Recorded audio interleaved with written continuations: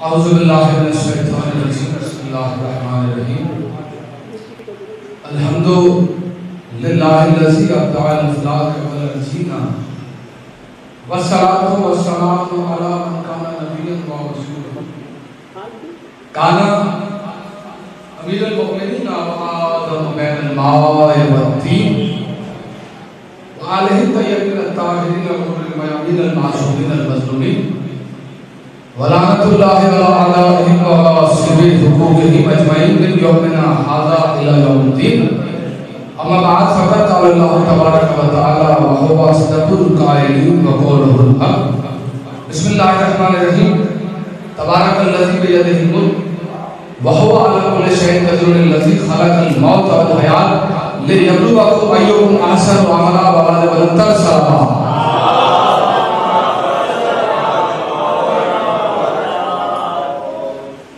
عزیزان گرامی قدر حضور تشریف فرمائے نوجوان حضور خطاب شاہد میں نے حسن بھائی سورہ ملک کی ایک انتہائی مشہور معروف آیت کو تلاوت کرنے کا شرف حاصل کیا اور پروردگار عالم نے اس آیت میں موت و حیات کی خلقت کا تذکرہ فرمایا لیکن کمال یہ ہے کہ جس فرش اعلیٰ پر ہم آ کر بیٹھے ہیں اس فرش اعلیٰ میں اور عبادتوں میں فرق کیا ہے بس اس جملے کے بعد اپنی گفتگو کی طرف آؤں گا کہ جتنی عبادت کے اللہ نے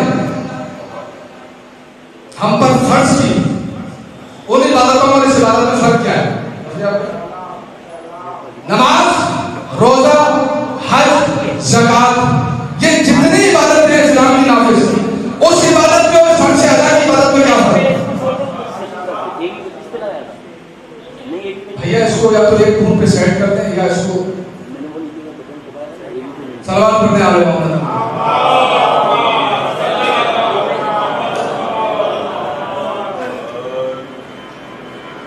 یہ جو عبادت اللہ نے فرض کی نماز، روزہ، حج، زکوٰۃ اس عبادت میں اور فرض ادا کی عبادت میں کیا فرق ہے؟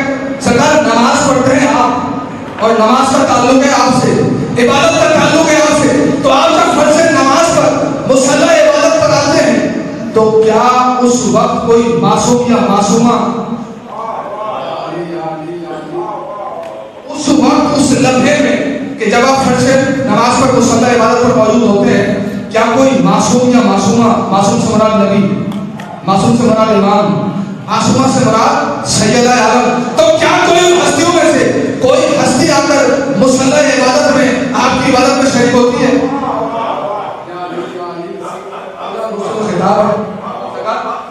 روزہ آپ نے رکھا سارا دن آپ روزے کی حالت میں بھوکے رہے اب جب وقت روزے کا وقت ختم ہونے لگا تو افطاری کا وقت آیا اب جب افطاری کا وقت آیا تو اس وقت بھی افطار کرنا آپ کا کام ہے ضروری نہیں ہے کہ کوئی معصوم آ کر آپ کا ساتھ دے حج کے موقع پر ارکان حج آپ نے بجا لانے ہیں ضروری نہیں ہے کہ ان 7 طوافوں میں کوئی معصوم بھی آپ کے ساتھ شامل ہو نہیں سمجھ میں آئے تو میں پھر سمجھاؤں گا لیکن ماحول تیار کر رہا ہوں اپنے بعد آنے والے حضرات کے لیے حج کرنا آپ کا کام ہے اب جتنے اراکین آپ نے بجا لانے ہیں اس عبادت میں صرف آپ کو خانہ کعبہ کے طواف کرنے ہیں اس سے آگے بڑھیں مقام صفا و مروہ پہ آپ نے دوڑنا ہے ضروری نہیں ہے کوئی معصوم بھی دوڑے مقام منہ میں قربانی آپ نے کرنی ہے ضروری نہیں ہے کوئی معصوم آ کے بھی قربانی کے فرائض ادا کرے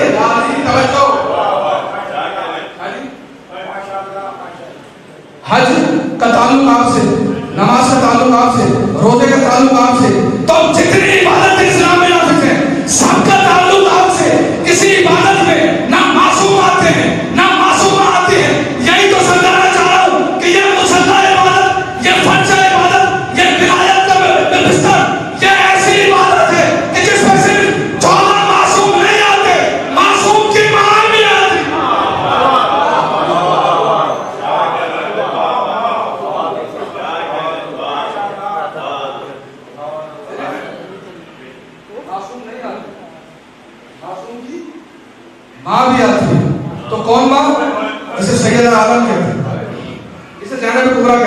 تو میں نے بڑی مشہور معلوم آیت تلاوت کیا اور خالق کائنات نے موت و حیات کی خلقت کا تذکرہ فرمایا.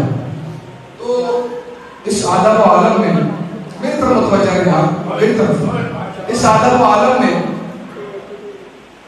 کچھ ہستیاں ایسی ہیں کہ جن کا تعلق موت و حیات سے پہلے ہے.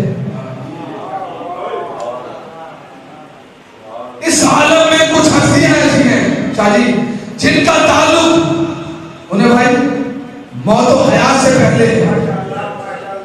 تخلیق موت و حیات سے پہلے. اس لیے کہ پروردگار نے ارشاد فرمایا کہ ہم نے موت و حیات کو خلق کیا. اب مسئلہ یہ ہے کہ جن ہستیوں کا تعلق موت و حیات سے پہلے ہے جو موت و حیات سے پہلے ہو تو یہ کیسے ممکن ہے کہ موت و حیات ان ہستیوں پر اثر انداز ہو جائے. یاری توجہ بھائی میں نہیں کہہ رہا اگر موت و حیات ان 14 سے پہلے ہوتی تو زمانہ رسالت سے یہ حدیث جاری نہ ہوتی کہ اول ما خلق اللہ حضوری. اللہ نے سب سے پہلے مجھ محمد کے روح کو خلق کیا. نتیجہ بڑا خوبصورت ہوگا خدا کی قسم. اللہ نے مجھ سے پہلے رسالت ماں سے پہلے اگر موت و حیات خلق ہوئی ہوتی تو خالق کائنات رسالت ماں کی زبان سے حدیث جاری نہ کرواتا. ماننا پڑے گا کہ رسول کی خلقت موت و حیات سے پہلے حسن بھائی موت و حیات سے پہلے. تو جو پہلے ہوتا ہے نا اس پر بعد والی اشیاء کا اثر انداز ہونا ممکن نہیں ہوتا. یہی تو سمجھانا چاہ رہا ہوں کہ جو ضرورت تھی انہیں پہلے بنایا, ضرورت مند کو بعد میں بنایا. ہوائیں ضرورت تھی پہلے بنی, انسان ضرورت مند تھا بعد میں بنا.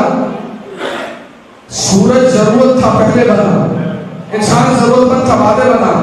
ہوائیں ضرورت تھی پہلے بنی, انسان ضرورت مند تھا بعد میں بنا. چاند ضرورت تھا پہلے بنا, انسان ضرورت مند تھا بعد میں بنا. اس لیے میرے بعد جو حضرات آئیں گے نا وہ آپ کی خاموشی کو اس طرح سے سہن نہیں کریں. میں ہمارا کر رہا ہوں تھوڑا تھوڑا ہمارا. ہماری ضرورت پہلے بنی, سورج ضرورت پہلے بنا, چاند ضرورت پہلے بنا, اشجار ضرورت پہلے بنے, انسان ضرورت بن بعد میں بنا. آسمان ضرورت پہلے بنا, انسان ضرورت بن بعد میں بنا. خدا کے لیے سمجھو بھائی مٹی ضرورت تھی,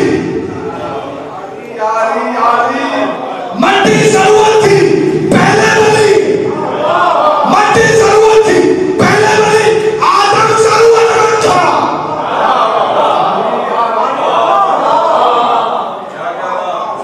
آدم ضرورت مند تھا بعد میں بنا. آدم ضرورت مند تھا بعد میں بنا. اور جملہ کہہ دوں بھائی مٹی ضرورت تھی پہلے بنی, آدم ضرورت مند تھا بعد میں بنا. یہی تو کہنا چاہ رہا ہوں کہ موت و حیات ضرورت مند تھے بعد میں بنے, پنجتن ضرورت تھے پہلے. مل کر آ ہے موت و حیات ضرورت تھی بعد میں پہلے بنے, بعد میں بنے. پنجتن ضرورت تھے پہلے بنے. تو جو بعد میں بنتا ہے وہ پہلے والے پر اثر انداز نہیں ہوتا. خدا کی قسم عجیب منزل فکر پہ آ گیا بھائی. جو بعد میں ہو پہلے والے پر امپلیمنٹ نہیں کرتا. تو خدا نے کیا کہا کہ ہم نے موت و حیات کو پیدا کیا. کیوں پیدا کیا؟ تاکہ ہم دیکھ سکیں کہ تم انسانوں میں جتنی مدت کے بعد پلٹ کر اس کی بارگاہ میں آتے ہو, اچھے من کے ساتھ آتے ہو, بدر من کے ساتھ. تو ضرورتوں کو پہلے بنایا, ضرورتوں کو بعد میں بنایا. پنجتن کائنات کی ضرورت ہے اس لیے پہلے بنے. انسان کائنات ضرورت مند تھی بعد میں بنی. اب مالک یہ جو 14 ہے ان پہ نہ موت کا اثر ہوگا نہ حیات کا اثر ہوگا, اس لیے پہلے بنے. اب یہی تو سمجھانا چاہ رہا ہے خالق کائنات. وہ نے مجھے کیا کہا کہ دیکھو جو اللہ کی راہ میں مارا جائے اسے مردہ تصور نہ کرو بلکہ وہ زندہ ہے. تو میں کیا کو مانوں کہ اس کی کیا منزل ہے.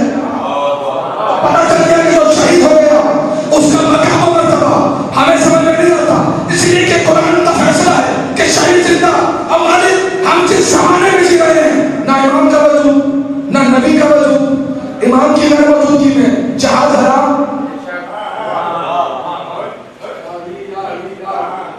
شہادت کے بعد ہی ہلاکت حیات میں تبدیل ہوتی ہے.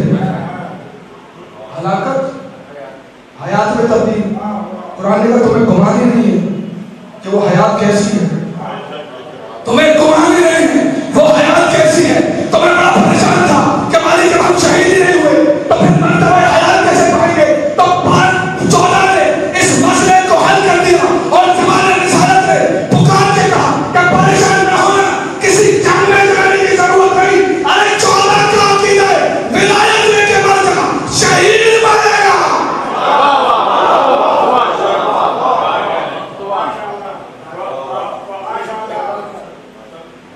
ولایت لے کے مر جا سرکار. تو رسول نے کہا کہ مما تعالی حب آل محمد ماتا شہیدہ, مما تعالی حب آل محمد ماتا مغفورہ, مما تعالی حب آل محمد ماتا تائبا. رسول کہہ رہا ہے کہ جو آل محمد کی محبت میں مرا وہ شہید مرا, جو آل محمد کی محبت میں مرا توبہ شدہ مرا, جو آل محمد کی محبت میں مرا مغفور مرا, بخشش شدہ مرا. پھر آگے کہا جو آل محمد کی محبت میں مرتا ہے وہ اس حالت میں جنت میں داخل ہوتا ہے جیسے نئی نویلی دلہن اپنے گھر میں داخل ہو.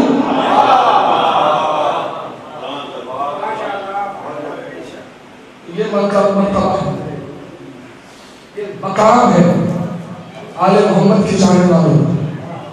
اب پریشان نہ ہونا, جس طرح سے موت و حیات کا اثر ہم پہ نہیں ہوتا.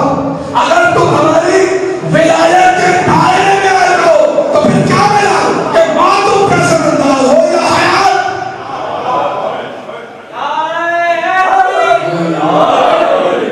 بھائی کوئی درد مت بیٹھا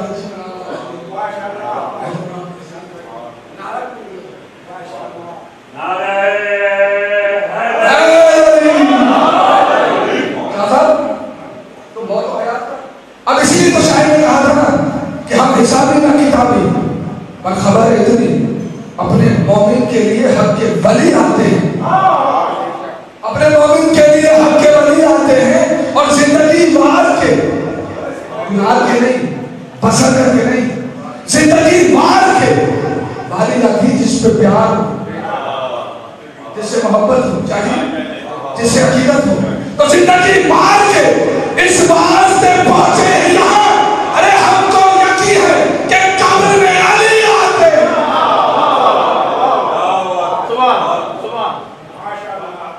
قبر میں ہم کو یقین ہے علی آتے ہیں. تو سرکار یہی تو سمجھانا چاہ رہا ہوں نا کہ جو آل محمد کی غلامی میں آ گیا بہت اس کا سردار نہیں ہوگی. کیوں نہیں ہوگی؟ اس سب کا سننا وہ واقعہ ہے.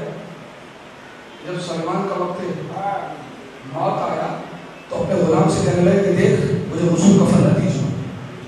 کہنے لگا سرکار اس مدائن میں میرے اور آپ کے علاوہ تو کوئی ہے نہیں. کہا تو نہیں جانتا جس آقا کا غلام ہونا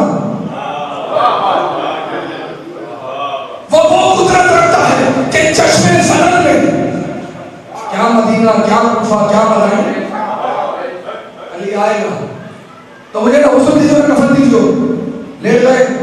اب جب آئے نا علی شاید اس واقعے کو قلم بند کیا. اور کس طرح سے کیا؟ صلوات پڑھنے آل محمد.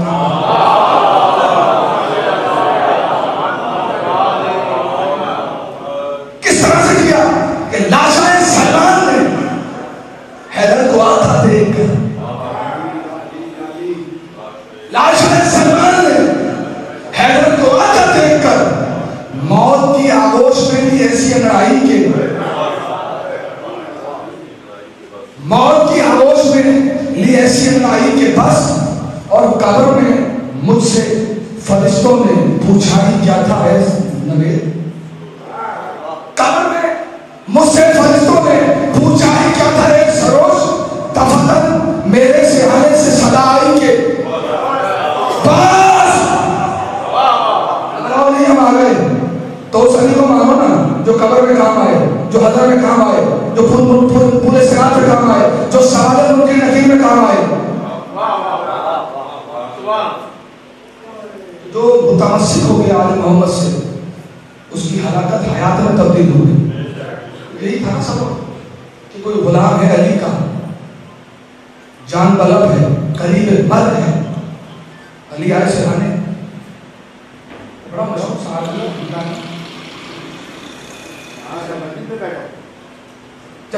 علی کو اپنے پاس، رونے لگا، خدا کی میری طرف توجہ، رونے لگا اور روتے ہوئے علی کی جانب دیکھنے لگا تو ممکنات کے سلطان نے حارث ہمدانی کو دیکھا، حارث رو کیوں رہے ہو؟ کہا مولا اس لیے رو رہا ہوں، کیا جان والا ہوں، قریبی مر جاؤں گا، آپ کی زیارت سے محروم ہو جاؤں گا۔ جب یہ کہا مر جاؤں گا آپ کی زیارت سے محروم ہو جاؤں گا، علی نے مسکرائے، اس نے بنا کی خود کہا مولا میری جان پہ پڑا ہے، آپ مسکرا رہے ہیں؟ اور انہیں مسکرا کر کہا حارث گھبراتا کیوں ہے؟ تجھے کس نے کہہ دیا کہ مرنے کے بعد تو علی کی زیارت نہیں کرے گا؟ ہمدانی پریشان نہ ہو، ارے جب تیری جسم سے جان نکلے گی اور کار میں تجھے دفنا کر تیرے عزیز و اقارب چلے جائیں گے تو یاد رکھ وہ میں علی ہوں گا جو ممکن عقید کے ساتھ آ کر تیری مشکلات کو آسانیوں میں تبدیل کروں گا۔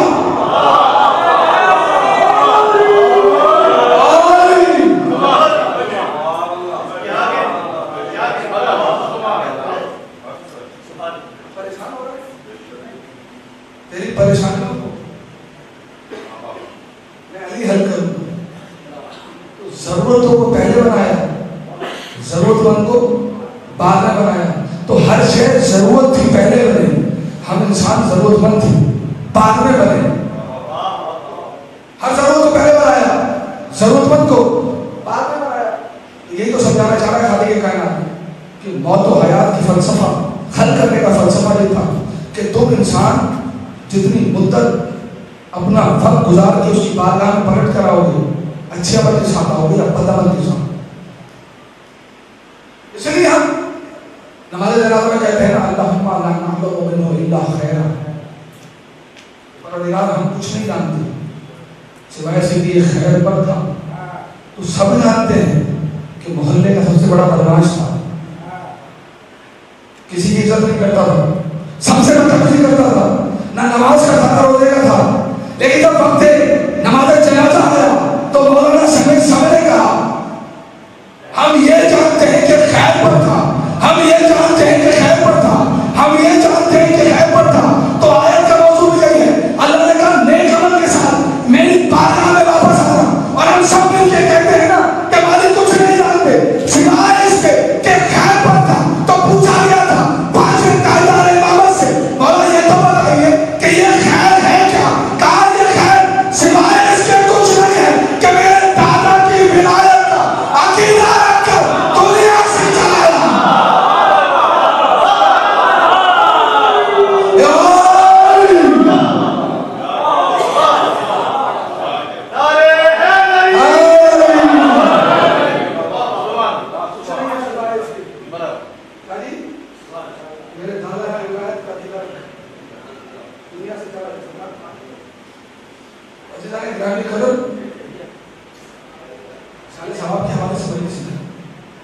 یہی وجہ ہے خالق کائنات میں عجیب بات ہے، کہا کہ دیکھو یہ تم قربانی کے وقت میں مہنگے سے مہنگا جانور ذبح کرتے ہو نا، تو کیا یہ گوشت کی صورت میں خالق کائنات تک پہنچا ہے؟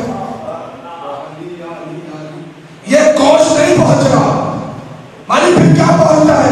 اللہ نے کہا تمہارا تقویٰ اللہ تک پہنچتا ہے، تو جتنے چاہے مہنگے جانور بارگاہ ربوبیت پر قربان کر دو، پہنچے گا صرف وہ تقویٰ جس کا تعلق تم سے ہے اللہ کا، تو تقویٰ پہنچ رہا ہے نا۔ تو یہ جو ہم اصالہ ثواب کے لیے کھانے تیار کرتے ہیں کہ یہ پہنچ رہے ہیں؟ خدا کی قسم ہر عمل ایک طرف، ہر عمل ایک طرف، ہر عمل ایک طرف، لیکن اس عبادت کا جو اجر ہے نا، اس عبادت کا جو اجر ہے اس کا اجر ایک طرف ہے۔ نمازیں اپنی جگہ پر، روزے اپنی جگہ پر، قرآن کی تلاوت اپنی جگہ پر، زکوٰۃ کا دینا اپنی جگہ پر، حج کا کرنا اپنی جگہ پر۔ یہی تو سمجھانا چاہ رہا ہوں کہ نماز بیماری کی حالت میں ساکت، یہاں تک شرعی حکم ہے کہ اگر ظفریہ بھائی کے گھر میں نماز پڑھ رہے ہیں اور یہ خطرہ پیدا ہو جائے کہ چھت گرنے والی ہے، جان کا بچانا واجب نماز کو چھوڑ دو. اس سے آگے بڑھے نماز پڑھ رہے دروازے پہ طلاق ہوا, واجب ہے کہ نماز کو چھوڑ کر دروازے پہ جا کر دیکھیں کہ کون آیا ہے, پتہ نہیں کوئی دور سے نہ آیا ہو. روزہ سفر میں قصر ہو گیا تو کتنا خیال رکھا نا اللہ نے تمہاری طبیعتوں کے مزاج کے مطابق عبادات کو نافذ کیا. تو نماز بیمار پر ساکت, جب ٹھیک ہو پڑھ لے. روزہ سفر میں قصر آدھا ہو گیا. حج مالدار پر واجب, غریب کے پاس ہے کہ کہاں سے جائے. غریب کا کراچی سے ملتان جانا ہے مسئلہ ہے, خیرپور جانا ہے مسئلہ ہے, چاہیے کہ حج پہ جائے چاہیے تو حج پر جانا مالدار پر واجب. زکات مال ہوگی تو دو گے نا, اگر مال ہی نہیں ہے تو زکات کیسی. بہت توجہ, یہی تو سمجھانا چاہ رہا تھا اللہ کا رسول کہ دیکھو ہر عبادت میں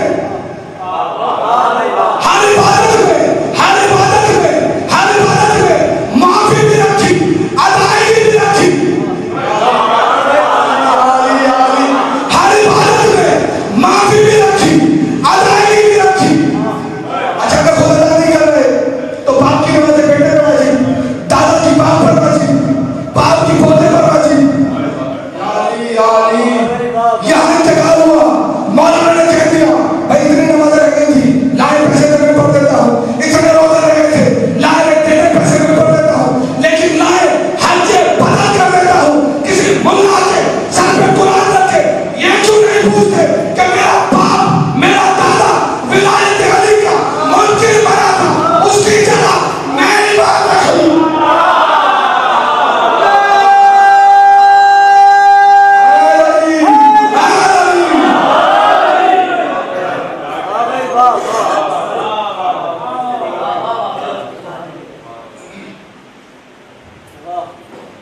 بدعقیدے کے چکریوں میں نوجوان ذہنوں کو پھنسا کر ملا نے مائنڈ ڈائیورٹ کر دیا. نہ نوجوان عبادت کا رہا نہ نمازوں کا رہا. ہر عبادت کی اہمیت اور فضیلت اپنی جگہ. اس لیے تو میں نے سرکار کی گفتگو میں یہ بات کہی تھی نا کہ نماز تم پڑھو گے, ضروری نہیں ہے کوئی معصوم آئے. اصل میں بھائی روزہ تم نے رکھا, سارا دن تم بھوکے ہو, ضروری کوئی معصوم آ کے تمہارے ساتھ روزہ تقابل کرے, روزہ افطار کرے.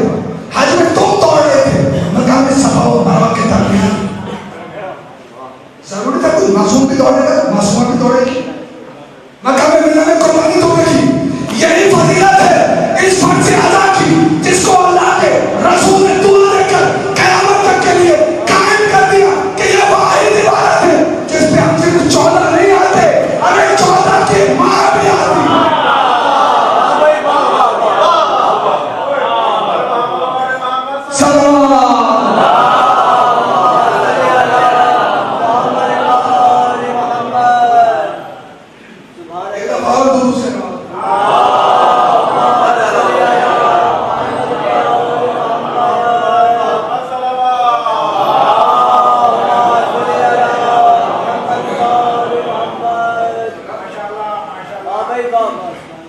بس اللہ کے نامی قدر گفتگو نفریات بھائی اس مقام پر اختتام پذیر ہو گئی.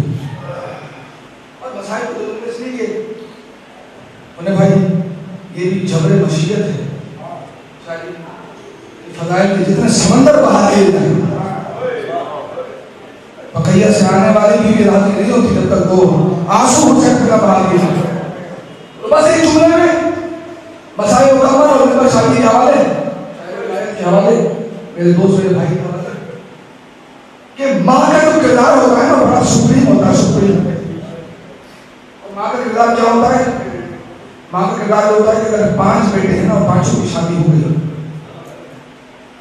لیکن جب تک ماں زندہ رہتی ہے نا 5 کو یوں چھوڑے رکھتی ہے. لیکن اللہ نہ کرے کسی کی ماں مر جائے تو خدا کی قسم گھر اس طرح سے کرتا ہے کہ پھول کی پتیاں. تو میرا سلام نہیں ہے, میرا سلام نہیں ہے رسول کی اس آگے اس رسول کی اس مظلومہ بیٹی پر کہ جب تک حیات رہی مدینہ گھر میں آباد رہا, اور جہاں فاطمہ کی آنکھ بند ہوئی ارے سیدہ کا گلشن اس طرح سے ہو گیا کہ زینب